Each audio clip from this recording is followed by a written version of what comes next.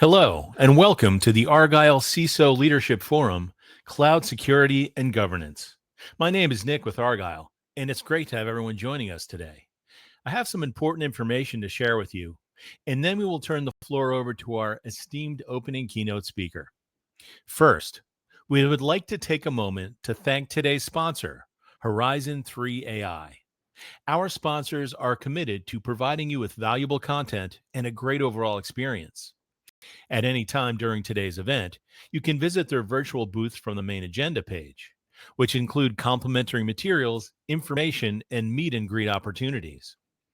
We also welcome you to stay socially connected during today's event. For those of you who are active on social media, please use the hashtag ArgyleDigital and follow us at Argyle Exec Forum. Also, be sure to follow Argyle on LinkedIn for special announcements. I would like to take a moment to touch on our content neutrality policy, which we have curated based on the feedback we have received over the years from our members. We have worked closely with our speaking faculty to ensure that you receive a set of balanced and neutral viewpoints during the session today, and we appreciate our members' support of this policy. Finally, and most importantly, we want to hear from you. So during each session, we encourage you to submit your questions and comments in the Q&A box on your screen. Following each presentation, we have set aside time for our speakers to weigh in on your questions. Thank you again for joining us today. Now let's get started. Without further ado, I would like to introduce Ibrahima Cisse, Vice President of Infrastructure, Platform Automation, and Data Science, MasterCard Data and Services. We're super excited to have Ibrahima for his opening keynote presentation titled Cybersecurity Watch, Preparing Your Organization for New Regulations. Welcome, Ibrahima. Over to you. Nick, massive thanks. And thanks to Argyle for making this discourse a possibility. I wish I'm in an academic setting because, as an academic, it would have been a fun entertainment discourse. We can throw pens and papers to one another. And that's what I usually like my conversation to be as personal as possible, because this subject is dear to me. I got into cyber, I get into security, because literally I look at self is about my own survival. And it is from that passion that we do this work. But I would love to say a little bit about myself, because sometimes people ask me, why cyber? Who are you? Who is Ibrahim? To get a few minutes to all of you about who I am. I consider self child of the universe. I was born in a tiny little country in the sub-Saharan Africa called the Gambia. Then I came to the US after high school. I studied computer science, security. That's where I had my PhD. Right after PhD, I got pulled into national security work. I spent 12 years doing national security work until 4 years ago. For those that are not new to cyber, the Comprehensive National Cybersecurity Initiative that pulled me from the Pentagon to the White House to the Office of the Director of National Intelligence. And some of the portfolios that I manage were nice. The National Initiative on Cybersecurity Education, the framework and everything was developed under my leadership with departments and agencies, as well as not only academia, but also industry partners. Leap Ahead Research, which is Initiative 9, for us to stay ahead of our competitors. So those were some of my portfolios. And then Initiative 5, the connectivity of our cybersecurity centers, because before 9/11, the shared information awareness framework were not there. So we made it possible that we were able to collapse all our cybersecurity centers of excellence to share information in near real time or machine speed to make our work possible. And of course, my affiliation is with UC Berkeley, Johns Hopkins, and George Mason University. And sometimes I do some consulting work for Oxford University, looking at their cybersecurity curriculum. And any kid who went to school or grad school in California, you'll find them in the Silicon Valley. So I had my share of startup that they did not fail. I call it fall, because one word that I deprecated from my language is failure. The reason I say that is there's a permanency to failure. So I don't use that word. And my life itself is temporary. So this is why I like to use fall, because when you fall, you can rise up again. But when you fail, there's a permanency to that. So I don't usually use that. So I do a lot of, and my research interest is at the intersect of security and AI ML, the security there of the algorithms and whatnot. So there is a lot about me if you search around online. But it is not about me today. It's about this discourse, why the regulation, how could we prepare our companies for cybersecurity regulation? It is almost a conundrum, which we'll talk more about. And all of you around the table, I would assume to some degree, you've heard about incidents that are happening. There are this major one. I will go through slide. I don't read slide. I've only put few together so that we can have enough time at the end to have a conversation. But fundamentally, when you look at all of these things, that's massively. Every time I will not call the CrowdStrike one an incident, depending on what ones want to call it. But we day in and day out, we're hearing incident after incident after incident. So the beauty of our work is that there's always going to be work for us to do within cybersecurity and beyond. So when you look at these major incidents, it makes one wonder, what have we been doing all these days? I sometimes, even in my teaching or when I look at some of the vulnerabilities that are coming out, it was more almost the same things that were out when I was a graduate student at University of California. Like, what are we doing wrong? Because it doesn't seem like we are getting away from the same old problem, from buffer overflows and whatnot are still consistent. So the incidents are literally on the rise, whether one likes to hear it or not, or whether they are reported or not, it's always happening. The beauty of that then brings us to this point, what I call the conundrum. Compliance, which we are going to talk about, regulation literally talks about compliance. It's not security, because compliance tends to be what I call the checklist manifesto. You check, have I done this? Have I done that? Yes, the regulators are coming. I'm happy. I can meet their demand. I can show them I've done everything that they expected of us.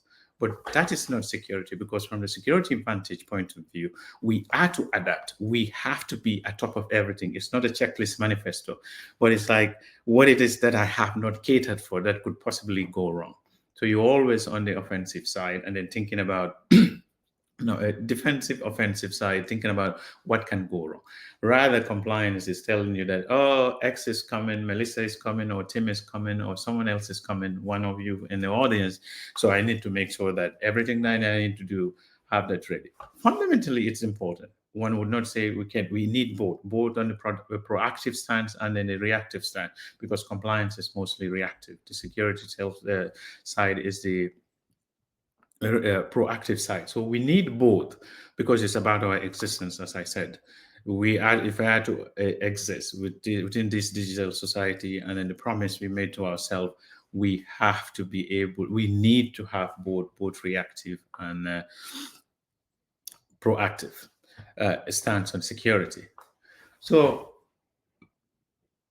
regulation, as the discourse is about today, why should it matter? Because what we have seen, when you look at the number of incidences that just happened, the landscape is littered from GDPR, CCPA from California. If we look at the federal sector, HIPAA and whatnot, all of these things are necessary, a fundamental necessary must that we are to abide by. We have to make sure that as a society, we we are doing what we're supposed to do. We are expected to grow. We are expected to stabilize, because without regulation, it's going to be the wild, wild west. Anyone can come around, do anything they want to do. My data might not be protected. Yes, the company X might do whatever they want to do with my data without having to pay for any penalty. So regulation, literally, they're funded, they're needed, they're a necessary must, though they are reactive, but they are a necessary must, because most of the stuff we see, a lot of the things we see within our field, regulation tend to be behind. So the question now is, how are we going to prepare for what is going to come, when the reality of the matter is we're way ahead of regulation. So it's almost a kabuki dance when it comes to our field. We need to be involved with people on the hill. I mean, DC, running in the halls of Congress, the lobby is there doing things that most of the time some of our cybersecurity experts are not involved. So fundamentally, we are to be involved. If we want to make a difference, let the lobbyists not just do it for the sake of what they needed it for, but rather we need to do it for what tickles us, because some of us are doing this for it because it's life, because we want to have not only a nation, but we want to have a world that is secure from generation to generation to come, not only for ourselves, but our kids, and then their kids, and then their kids. So my great grandkids can come back and say, "Whoa, Grandpa and others have did the best they could," and that's fundamentally why regulation literally matters. So when you're looking at it from that standpoint, for us to prepare, it involves both the reactive and requires both a proactive and a reactive strategies. As I talked about, the reactive side is these are the checklist manifestos we need to abide by. But to be proactive, because we in security, we know what it is like to do this job. So if we are not proactive, you cannot sit down and say, I'm not going to do a cyber hunt because I feel like things are good. Or I am not going to look at what potential adversaries in my environment. I'm just going to sit unless and until bells are rung, or I know that regulators are coming. Unless regulators are coming, I can do something. You'll be dead. The company would not exist a day after tomorrow. So we have to be on the hunt, and these are the two that is fundamentally needed if we truly are to prepare.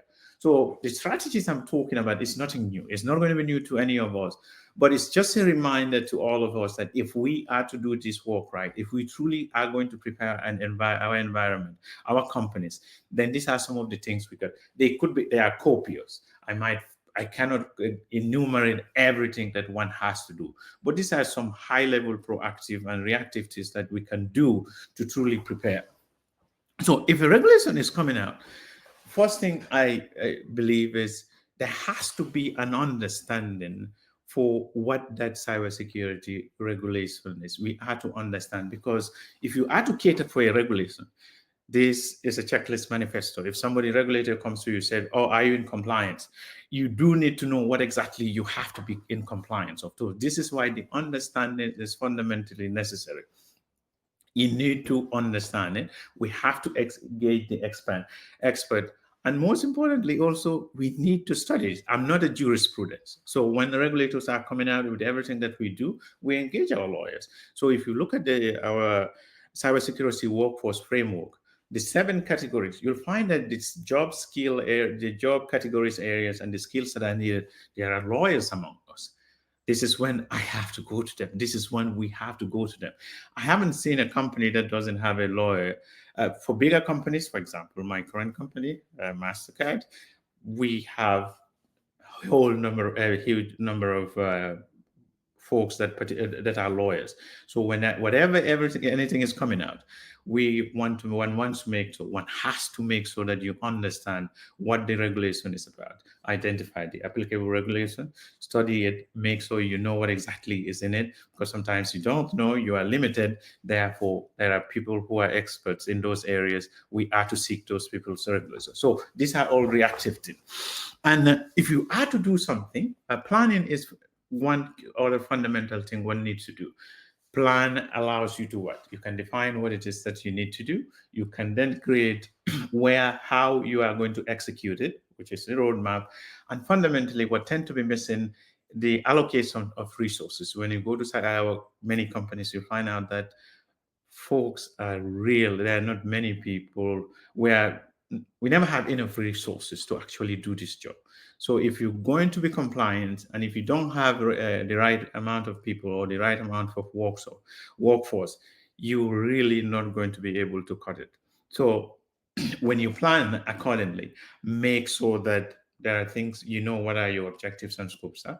Make sure that you have your roadmap, what it is that you need to execute, and then who are going to execute that job work for you are the resources. You can have a plan, you can have objective, but if you don't have people actually doing the work, which tend to be the case these days, we're always inundated, we always lacking resources to actually do our current work.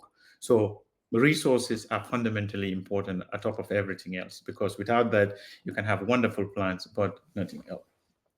So when changes occur, there are things that has to change. We have to do. You need to make sure that one needs to make sure that you update, you implement the necessary things, because what were applicable yesterday might not be applicable today. There are gaps that has to be addressed. So that it is therefore necessary that our internal procedures and processes have to be updated. Before, let's say 3 years ago, before with LLMs, Gen AI, and other things, the policies did not account for those. But today, the risk within that ecosystem has to be accounted for. So one therefore has to make sure that our policies and procedures are updated. So right, like I tell myself and I tell my students, our job is never complete in cyber. It's a mountain whose summit you never reach. We just keep moving the base camp as close as possible. And any day you feel comfortable, you think that you get it all squared, that is when some kid will come by and just eat your lunch right in front of you. So one has to, again, we implement the necessary changes, not only from policies point of view, but your tech stack has to be updated. I recall days back when during the days of CNC, I had a mentor at NSA, the former deputy dancer. He used to tell us that our tools and technologies are like fruit stand. What was, excuse my French, sexy yesterday, it's just going to be stale today or tomorrow. So we have to make sure that we deploy technology solutions that are current, that are, and it cannot be that of the technology of yesterday, because it might not cater to the need of today. Data protection mechanisms and measures, all of those. So again, implement necessary changes. And in implementing necessary changes under that umbrella, a whole lot of things has to happen. Not only that, you could implement things, but if you are not monitoring, if you are not continuously evolving, if you are not continuously improving, you will be dead. In this work of ours, you are going to be dead. There has to be a constant improvement, a constant monitoring, because what you don't know, you can't protect. So one has to make sure that you have a visibility into all of your assets, everything that you actually have. Not only implementing monitoring capabilities, you have to audit. Are those systems that are implemented are effective? Sometimes we buy tool. Once you, I found myself in an environment where buying the tool, switching it on, people think that that suffices. Most of the time, some of those tools have to be properly tuned, have to be properly aligned with your tech stack to make sure that you get the best out of them. You just don't accept them by default. And I've seen that happen in many of the environments. So this is why audit and maintaining your plan, engagement with your IT and security folks, it's a soccer, it's a team sport. But that's literally exactly what we are. We're talking about regulators, we're talking about lawyers, we're talking about the expertise, the different domain that comes together to make cyber for what it is. It is a game. I'm a soccer player. My favorite team is the Arsenal, and I hope there's an Arsenal player among Arsenal fan amongst the fan. My favorite coach is Arsene Wenger, and he said the team is best efficient when everyone brings their best to the table and when everyone is efficiently participating. And I know there might be Paris Saint-Germain fan. They had Neymar, they had Messi, they had Mbappe, and they were never able to pass the quarterfinal, except I think last year in the Champions League. They had Olympians, fantastic, but they did not have a team. And then the work we do in cyber is a team effort. And if we are to win, everyone has to bring their best to the table. So this is why collaboration is an absolute must, because you cannot say, oh, I have this, this is my silo, you worry about that. It's a holistic thing, because at the end of the day, it is about the survival of the business. Sometimes we make this mistake when we talk about cyber. We only focus on about the tools and technologies and whatnot. One time I had a student at Hopkins. He came to me, brilliant guy. Went to an interview. He thought he aced it. Came back. He did not get the job. He said, "But professor, what happened?" I said, "What did you tell them?" He told me exactly everything that he was talking about. I said, nobody cares. He said, what do you mean? I said, no one cares. It's about the survival of the business. If whatever you are doing, you cannot relate to the business outcome, we are dead. So anyway, these are things we have to prepare for the future. It is not only about today. And then in ensuring that, stay informed about regulators. You have to get engaged on people at the hill, as I mentioned earlier. Regularly update. So for a takeaway, uh, again, time is limited. And then this topic, you can take any particular point and then teach it for a whole semester. But fundamentally, you want to make sure that the security is in the DNA of your company. Leverage AI. It has its pluses and minus, but the key takeaway is if you're going to engage, we have to make sure that the regulators are part of it. This is a fundamental. In my mother tongue, we said, a corpse, the dead person. If you hide yourself from people who are supposed to wash you, you're going to be buried with shit. So we are in a business where we cannot hide ourselves from the regulators. We have to engage the regulators. And with that, I know time is limited, but we'll take some questions. And thank you so much for your time and opportunity to talk to you. And I look forward to many more engagement with Argyle, and some of you will definitely connect on LinkedIn. So there are a couple of questions here. Is what criteria should CISO prioritize when potentially to appoint partners to ensure that they meet security and compliance standards? So we are in the business of managing risk. That's literally what we are in. And then the partners, for example, when I say manage, as you mentioned, the third party risk, most of the time we've realized that your internal thing, you do your everything you need to do. But the externalities, the partners, that's where the problem is. This is where you have to make sure that they are compliant. And not only that, sometimes I even from prior experience, one time when I was at Capital One, I some of the things we had to do, because you write things, the lawyers do that. That's what you have to abide by.